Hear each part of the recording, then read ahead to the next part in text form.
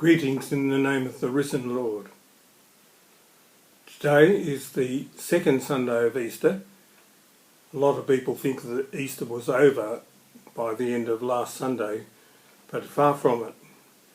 In our church and in the reality for the disciples of Jesus, it went on for quite a long time. 40 days. Jesus was with his disciples in one way or another before he ascended into heaven. And we follow that pattern, and our readings and Gospels for the various days, and the Sundays in particular, of Easter, of the Easter season, take that story and elaborate on it. For the period of Holy Week, I attended to the main liturgical things that were important in our normal celebrations we couldn't have. Everything except the Holy Communion and baptism I tried to cover, but I didn't cover everything. We'd had the Palm Sunday tradition briefly, but the solemn reading of the Passion, it can't be done like on this medium.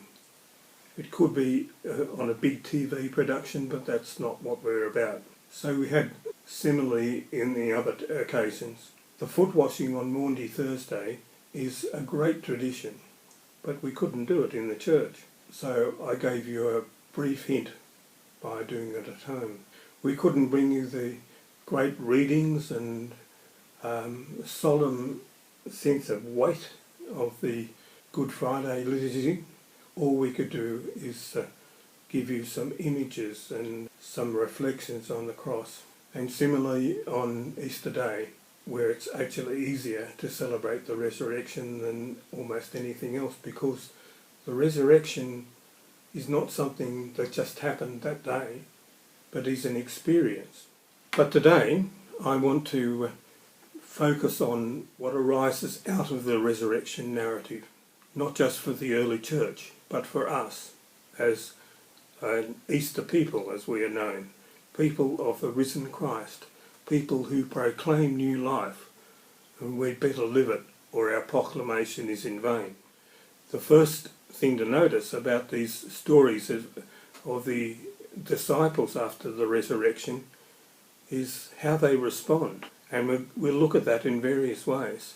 I want to look briefly at the reaction of the disciples in John's Gospel, because that's the Gospel that is set for today, after the resurrection itself and Mary Magdalene at the tomb and her wonderful experience, which was at the same time a very traumatic experience for her. When she wanted to cling to him, Jesus said, "Do not cling to me. You can't have me like you had me before. You," and all the disciples, "could hug me, touch me. You're not going to have that, because I am not yet ascended to my Father, but when I do, that will be missing."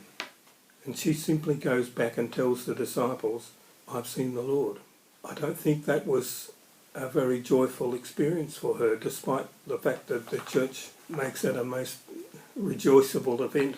It was a sobering thing, full of grief and sadness all over again. And now look at what happens after that. In today's reading, Jesus appears to the disciples gathered in the upper room. The doors where the disciples had met were locked, for fear of the Jews.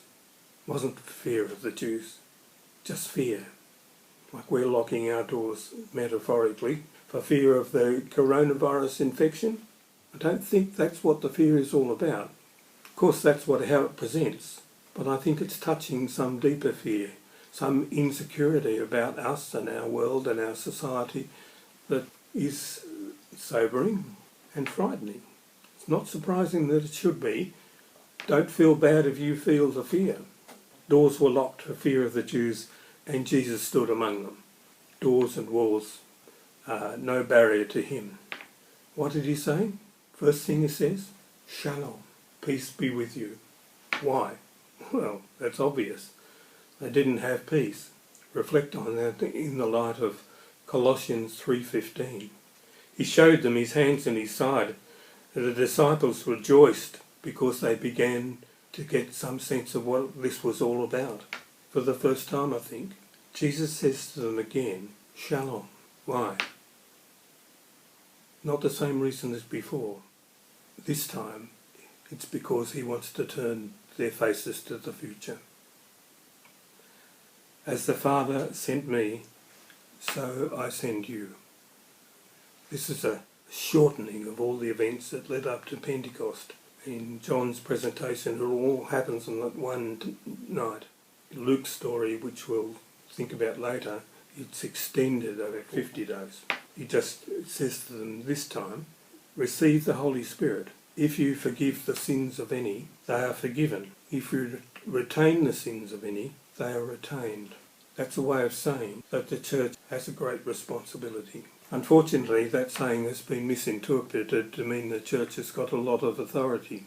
The authority to forgive sins or to withhold forgiveness. It has no such authority. The authority to forgive sins is God's alone, and we know what God is like.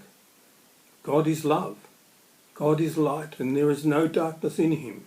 There is no withholding of his love and his forgiveness.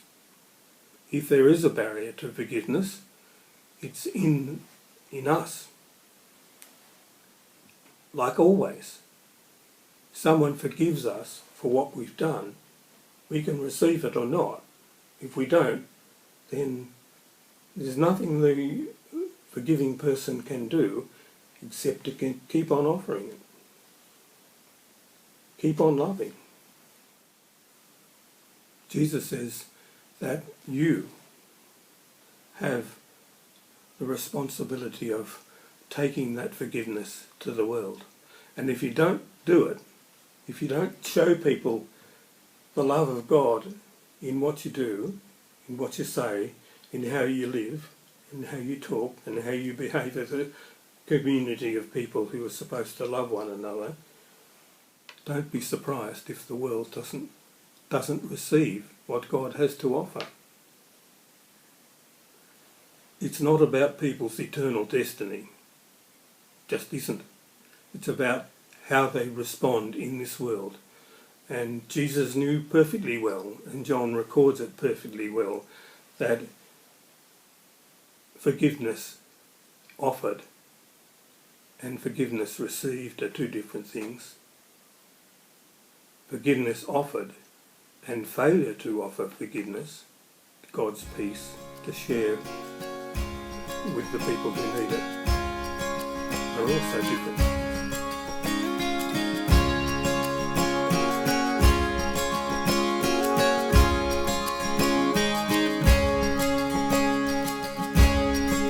See, the Virgin is delivered in a cold and crowded stall. Mirror of the Father's glory lies beside her in the straw. His mercy's incarnation, marvel at this miracle. For the Virgin gently holds the glorious impossible.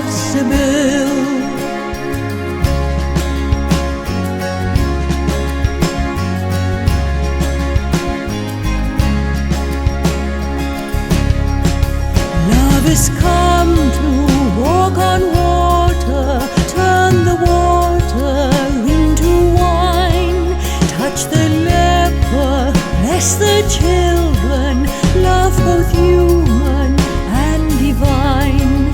Praise the wisdom of the Father who has spoken through his Son. Speaking still, he calls us to the glorious impossible. Hallelujah, hallelujah.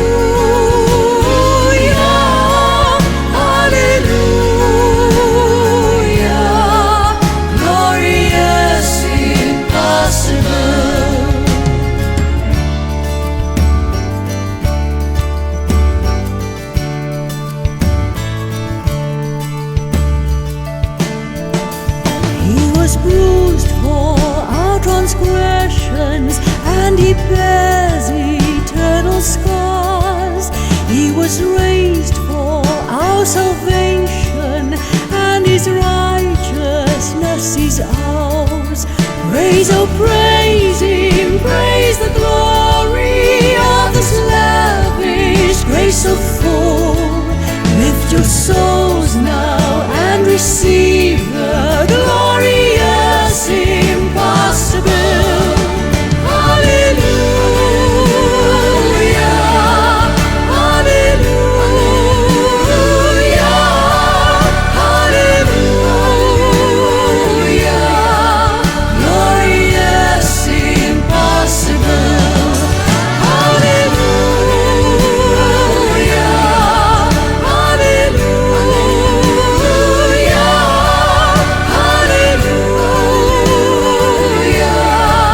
Glorious impossible, glorious impossible.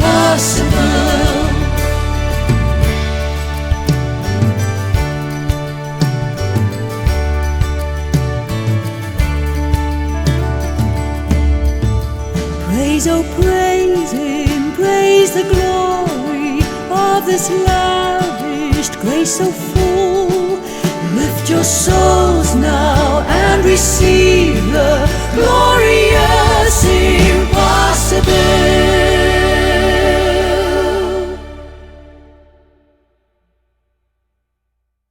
The second half of today's message has had a couple of technical problems, and I decided not to put it up with this to make sure that we get something up for Sunday.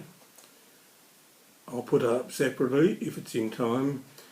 But now, a surprise. Hello everyone. I'm speaking to you today following the kind offer of Father Peter Llewellyn, locum tenens at St Nick's, to film a message from me to you prior to my retirement from the position of Rector of the Anglican Parish of Floreat Park this Thursday, the 23rd of April 2020. As parish and priest, we've been together for just over 16 years. That's a long time. As I mentioned at the lovely lunch which the parish provided for Amanda, my family and me, it's a period which encompasses more than half of my 30 years as a priest in the Church of God. It has also been a transformative time, and I thank God for that.